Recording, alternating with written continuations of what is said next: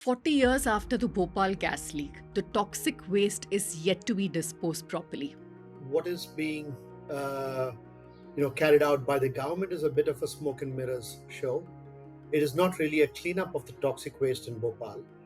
Polluter has been allowed by the government of India to run away and stay away, and also after returning to India in the form of Dow Chemical India Private Limited, the government has refused to actually pin the liability on them or through them on their parent company to have this place thoroughly cleaned up.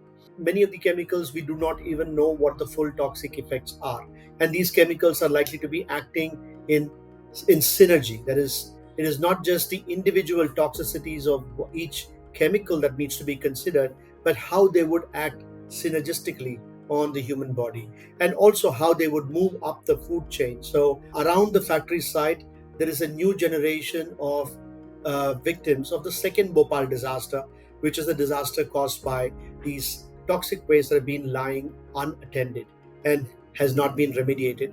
Of course, we know about enforcement of regulations in India. They're pathetic.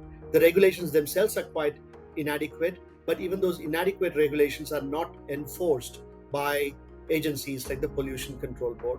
Of course, we know about enforcement of regulations in India. They're pathetic. The regulations themselves are quite inadequate, but even those inadequate regulations are not enforced by agencies like the Pollution Control Board. The people who are affected, primarily affected, were workers from the factory who come from marginalized backgrounds. In Bhopal, the people who are affected are again working class families who come from lower castes and from minority Muslim communities.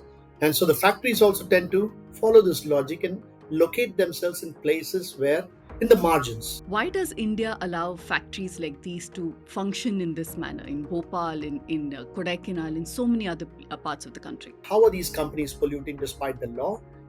It is cheaper to pollute.